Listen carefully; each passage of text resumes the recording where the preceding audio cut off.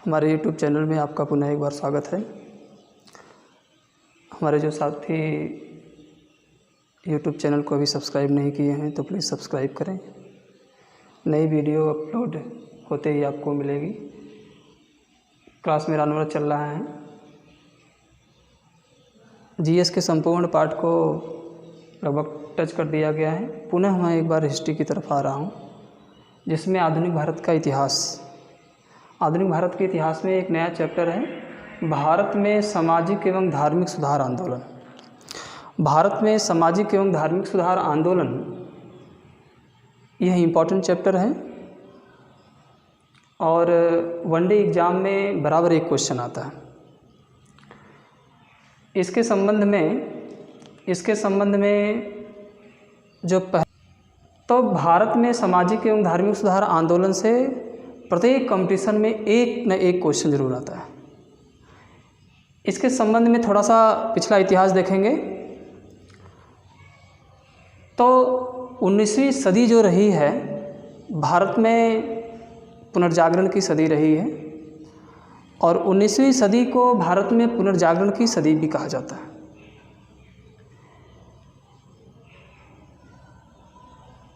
इस सदी में मुख्य रूप से अंग्रेज़ों द्वारा पाश्चात्य शिक्षा का प्रसार किया गया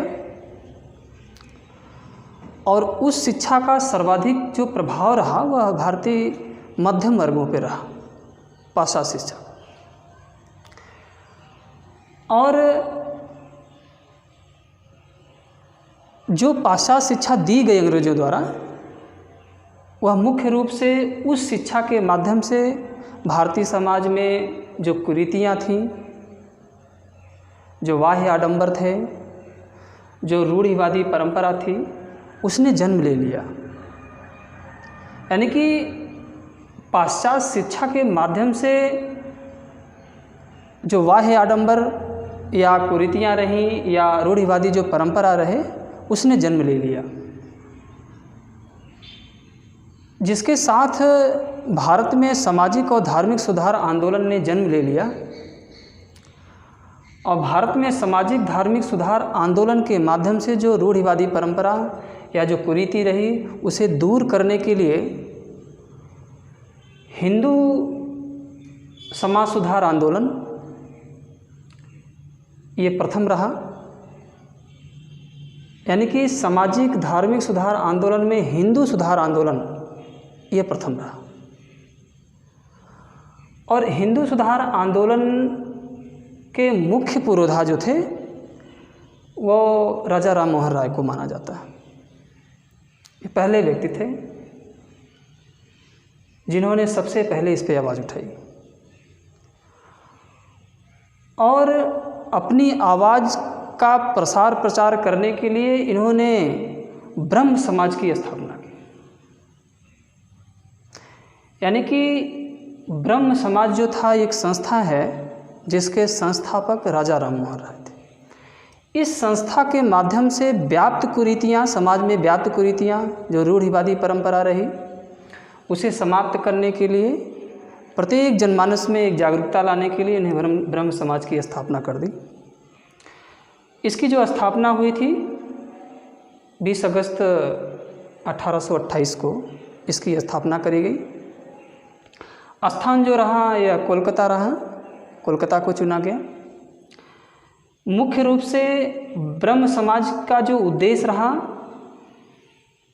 हिंदुओं में व्याप्त सती प्रथा हो गया, बहुविवाह हो गया, अस्पृश्यता का अंत हो गया, अस्पृश्यता का अंत करना, जातिवादी जैसी प्रथा की समाप्ति और वेश्यागमन जैसी व्यवस्था की समाप्ति। यह सभी जो परंपराएं थी, रूढ़िवादी परंपराएं थी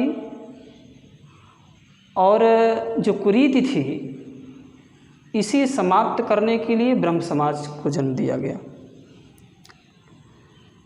तो हमने बताया कि हिंदू धर्म में व्याप्त सती प्रथा, बहुविवाह, अस्पृश्यता का अंत, जातिवाद जैसी प्रथा का अंत, वेश्यागमन जैसी व्यवस्था की समाप्ति, ये इसका उद्देश्य रहा ब्रह्म समाज का। बताया भी हमने कि संस्थापक रहे हैं राजा राम मोहन राय। राजा राम मोहन राय को राजा की जो उपाधि दी गई थी, यह मुग़ल शासक थे, तत्कालीन मुग़ल शासक थे अकबर द्वितीय द्वारा 1830 में दी गई थी राजा की उपाधि। इसीलिए 1830 में जो उपाधि अकबर द्वितीय द्वारा दी गई राजा की, तो राजा राम मोहन राय हो गए। इन्हें राजा राम मोहन राय को भारतीय पुनर्जागरण का पिता भी कहा जाता है, भारतीय पुनर्जागरण का अग्रदूत भी कहा जाता है, प्रवर्तक भी कहा जाता है, प्रथम प्रवक्ता भी कहा जाता है, मसीहा भी कहा जाता है, नव प्रभात का तारा के उपनाम से भी जाना जाता है और भारतीय पत्रकारिता के अग्रदूत के नाम से भी जाना जाता है। ये सभी उनकी उपाधियाँ रही। कंपटीशन में इसी तरह से क्वेश्चन भी आता है। ये पूछता है कि सामाजिक धार्मिक सुधार में हिंदू सुधार आंदोलन प्रथम कौन सा रहा है, तो ब्रह्म समाज रहा है। ब्रह्म समाज की स्थापना भी पूछता है, तो 1828 में। कहाँ पे हुई थी? कोलकाता में हुई थी।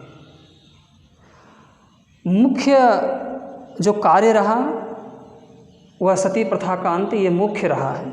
बाकी और भी रहे विषय, परंतु सती प्रथा ये मुख्य रहा कार्यों में। इससे भी आगे भी क्वेश्चन देता है कि राजा राम मोहन राय को राजा की उपाधि किसने दिया था, तो अकबर द्वितीय ने दिया था 1830 में। ये भी क्वेश्चन आता है। फिर आगे भी क्वेश्चन आता है कि भारतीय पुनर्जागरण का पिता किसे कहा जाता है, तो राजा राम मोहन राय को। या भारतीय पुनर्जागरण का अग्रदूत किसे कहा जाता है, भारतीय पुनर्जागरण का प्रवर्तक किसे कहा जाता है, भारतीय पुनर्जागरण का मसीहा किसे कहा जाता है। ये सारे क्वेश्चन आते हैं। नवप्रभात का तारा के उपनाम से किसे जाना जाता है, राजा राम मोहन राय। भारतीय पत्रकारिता के अग्रदूत कौन थे, राजा राम मोहन राय। ये प्रत्येक क्वेश्चन, जितनी बातें उतना क्वेश्चन, इसी तरह से आता है। आगे राजा राम मोहन राय की जो विशेषताएं हैं, यह प्रकांड विद्वान थे और 17 भाषाओं का ज्ञान था इन्हें। 17 भाषाओं का ज्ञान था। मुख्य रूप से ये एकेश्वरवादी थे, एकेश्वरवाद में विश्वास रखते थे। मूर्ति पूजा हो गया, कर्मकांड हो गया, अवतारवाद हो गया, इसका इन्होंने पुरजोर विरोध किया था। मूर्ति पूजा का विरोध किया था, कर्मकांड का विरोध किया था, अवतारवाद जैसी जो प्रथा उस समय रही है, इसका इन्होंने पुरजोर विरोध किया था। इसी तरह से क्वेश्चन भी आता है कि राजा राम मोहन राय थे, एकेश्वरवादी थे, मूर्ति पूजा का विरोध, कर्मकांड का विरोध, अवतारवाद का विरोध किया था। ये भी क्वेश्चन आता है बराबर। आगे देखेंगे तो राजा राम मोहन राय के साथ इनके सहयोगी के रूप में 2 व्यक्ति रहे हैं। एक देवेंद्र नाथ टैगोर रहे हैं, दूसरे केशव चंद्र सेन रहे हैं। देवेंद्र नाथ टैगोर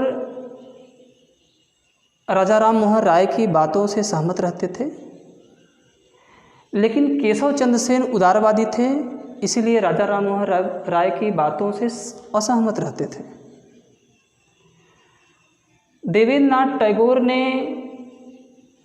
राजा राम मोहन राय के विचारों को आगे बढ़ाया, परंतु केशव चंद्र सेन से विवाद हो जाने के कारण आगे केशव चंद्र सेन ब्रह्म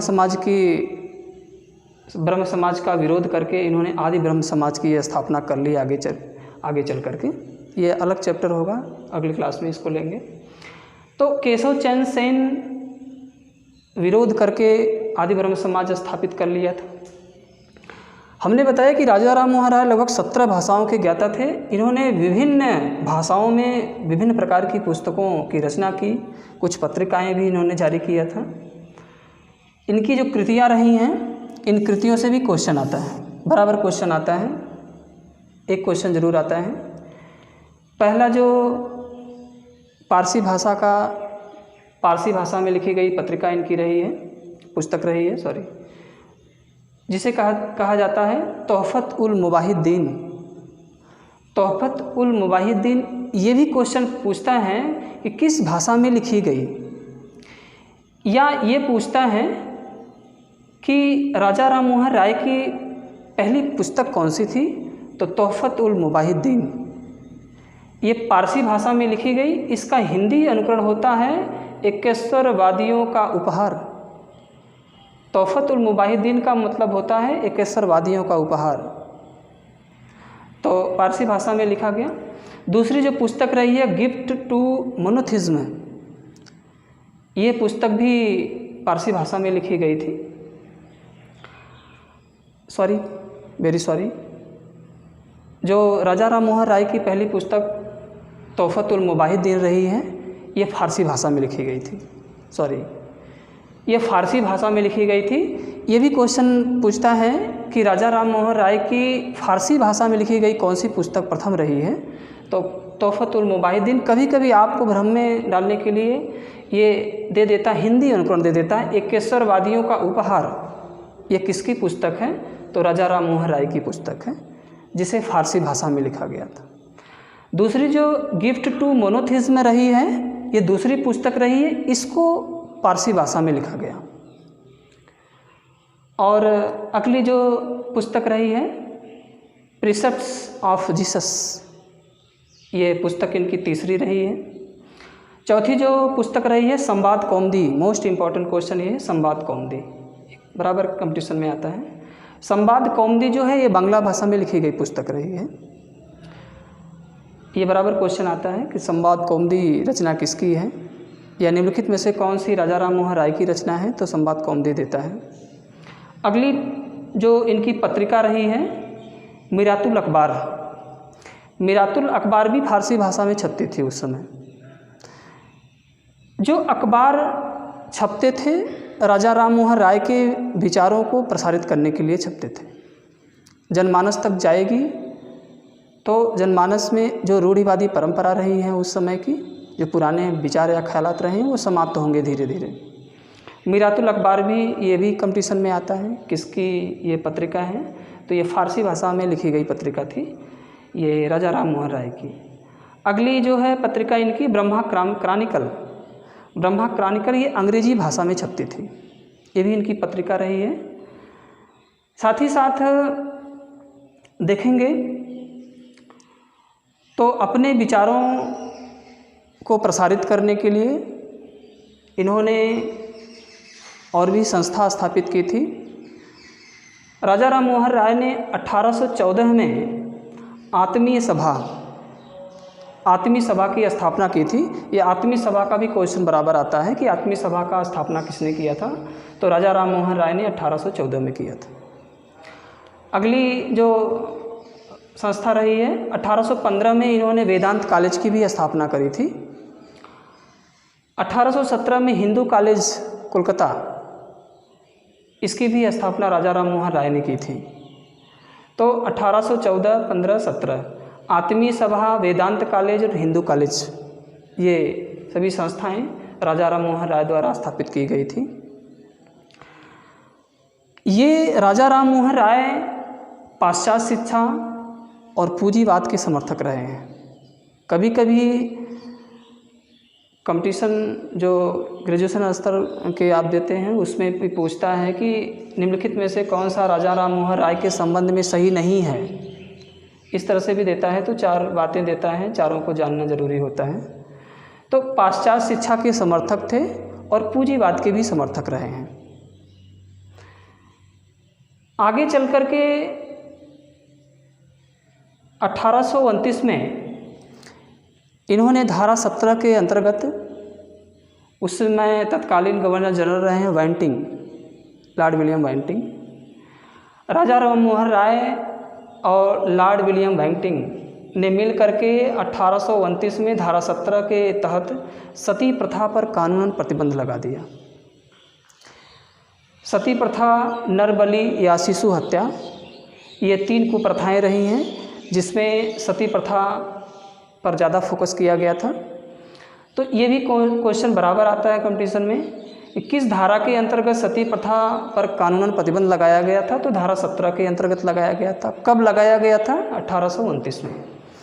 फिर पूछता है कि राजा राम मोहन राय किसके साथ मिलकर के सती प्रथा पर कानूनन प्रतिबंध लगाया था, तो तत्कालीन गवर्नर जनरल थे लॉर्ड विलियम बेंटिंग के साथ मिलकर के। लॉर्ड विलियम बेंटिंग का क्वेश्चन बराबर आता है, इसको भी जानेंगे।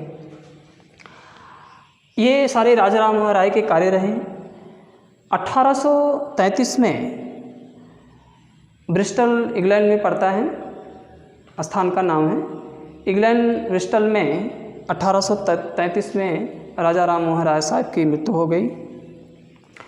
ये भी क्वेश्चन बराबर आता है कि राजा राम मोहन राय की मृत्यु कहाँ हुई थी, तो भारत में नहीं हुई थी, इंग्लैंड में हुई थी, ब्रिस्टल स्थान नाम है। इस तरह से सारी बातें हैं इनके संबंध में, जितनी बातें उतना क्वेश्चन बराबर कंपटीशन में आता है। और सामाजिक धार्मिक सुधार आंदोलन के अंतर्गत अभी हिंदू सुधार आंदोलन चल रहा है।